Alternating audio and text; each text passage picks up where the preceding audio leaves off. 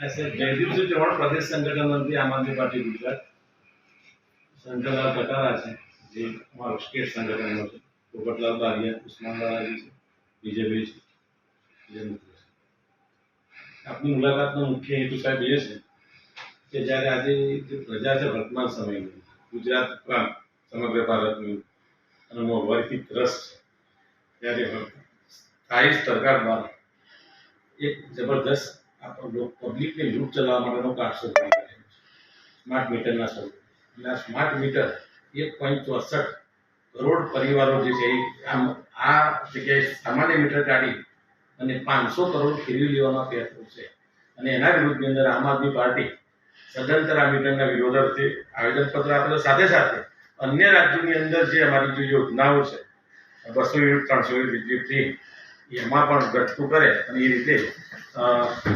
મુખ્યમંત્રી સુધી આપણા દ્વારા મેસેજ જાય એવી અમે આદર રજૂઆત કરી। નમસ્કાર, જયદીપસિંહ ચૌહાણ પ્રદેશ સંગઠન મંત્રી આમ આદમી પાર્ટી ગુજરાત। ખૂબ દુઃખ સાથે આજે અમે અરવલ્લી જિલ્લા કલેક્ટરશ્રી ખાતે ઉપસ્થિત છીએ। છેલ્લા 1 મહિના 1.5 મહિનાથી સમગ્ર ગુજરાતભરની અંદર એક કિસ્સો જે પ્રકાશમાં આવ્યો છે કે ગુજરાતની અંદર અલગ અલગ ઝોનમાં રહેલી જે વીજ કંપનીઓ છે વીજ કંપનીઓ દ્વારા એક પ્રયોગ અખત્યાર કરવામાં આવે છે અને ગુજરાતના 164 લાખ એટલે 1.64 કરોડ જે મીટરો છે એની જગ્યાએ સ્માર્ટ મીટરો લગાવવાની યોજના તત્કાલીન વીજ કંપનીઓ દ્વારા અત્યારે ચાલી રહી છે।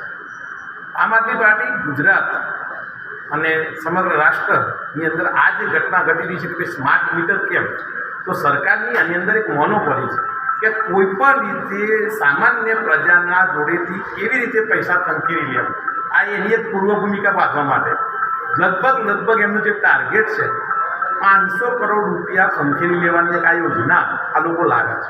તમારે સ્માર્ટ વર્ક કરવું હોય તો સ્માર્ટ ઓફિસો બનાવો છે, સારી સ્કૂલો બનાવો, સ્માર્ટ સેવાઓ આપો। લોકો 3-3, 4-4, 10-10 ધક્કા ખાય છે ત્યારે ત્યાં સુધી કામ થતા નથી।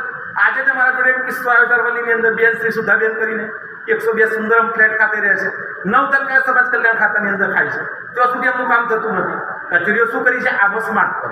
ગઈકાલે એક કિસ્સો પ્રકાશમાં આવ્યો, આપણે જોઈએ છીએ કે ભાઈ મોડાસા ખાતે કથાકથિત એક ડુપ્લિકેટ અથવા તો નકલી કચેરીઓ પકડાય છે। શું કચેરીઓ સોસાયટીમાં ચાલે છે? કઈ જગ્યાએ પરવાનો આપેલો છે?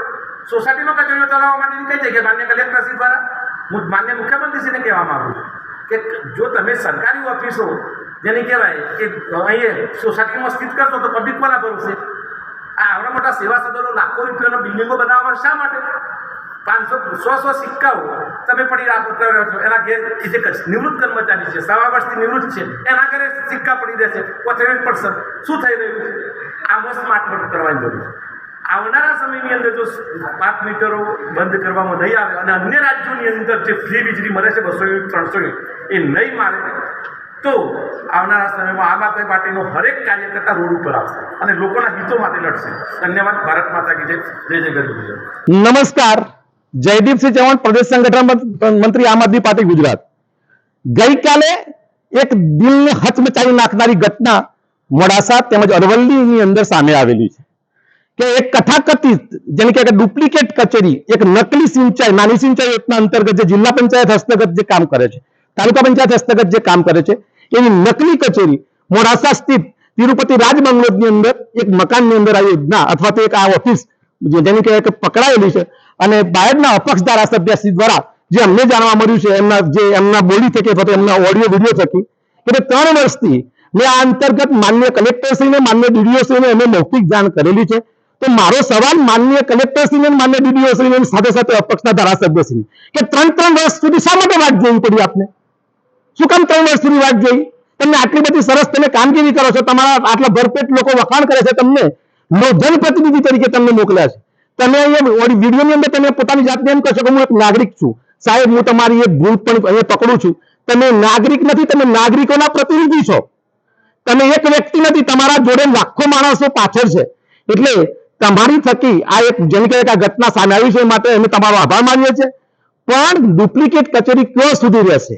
છેક છોટાઉદેપુરથી ચાલુ થઈ ડુપ્લિકેટ ટોલ નાકા આવ્યા, ડુપ્લિકેટ ભરતીઓ કરાઈ ખાતેથી ડુપ્લિકેટ પીએસઆઈ પકડાઈ છે, ડુપ્લિકેટ ઘી બનાવવાની ફેક્ટરીઓ, ડુપ્લિકેટ દૂધ બનાવવાની ફેક્ટરીઓ, ડુપ્લિકેટ ડ્રગ્સ બનાવવાની ફેક્ટરીઓ, ડુપ્લિકેટ તમામે તમામ ડુપ્લિકેટ. ગઈકાલે તમે જાણો છો સુરતની અંદર ડુપ્લિકેટ નોટો, આ 2 દિવસની પ્રકાશની ઘટના. અહીંયા સ્માર્ટ વર્ક કરવાની જરૂર છે સાહેબ. ગુજરાત સરકારના માનનીય મુખ્યમંત્રીશ્રીને હું જયદીપસિંહ ચૌહાણ કહેવા માંગુ છું કે અહીં સ્માર્ટ વર્ક કરો તો લોકો તમારી વાહવાહી કરશે. નહીં કે લોકોને કેવી રીતે લોકોના જોડેથી કેવી રીતે પૈસા ખંખેરવા એ યોજના તમે રદબાતલ કરો.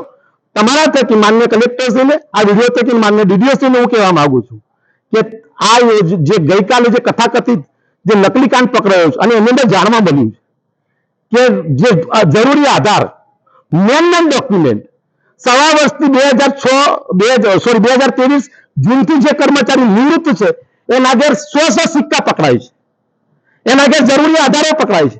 તો શું ઓફિસો ઘર ખાતે ચાલે છે? આવી મોટી બહુમારી બિલ્ડિંગો છે, સિંચાઈની સરસ સરસ મકાનો છે, તો જરૂરી આધારો ઘેર મૂકવાના છે. અને જે નિવૃત્ત કર્મચારી છે, નિવૃત્ત થયા પછી એને ચાર્જ અહીંયા કોઈ જવાબદાર વ્યક્તિને આપતો નથી.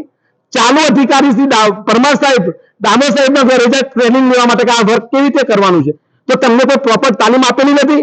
આ મારે કહેવું છે સાહેબ, તમારી અનહદ વટાઈ ચૂકેલી છે અને ભ્રષ્ટાચારની માજા મૂકી છે. આ અગાઉ પણ અમે જેમ કે ICDS જેની ભરતી હોય તમામ મોરચે અમે DDOCને અને જિલ્લા કલેક્ટરશ્રીને રજૂઆતો કરેલી છે. આશા રાખીએ છીએ કે આવનારા સમયની અંદર ગુજરાતની પ્રજાની સામે આવો જેને કહેવાય કે કિસ્સો સામે ના આવે. ધન્યવાદ. ભારત માતા કી જય. જય જય ગઢ ગુજરાત.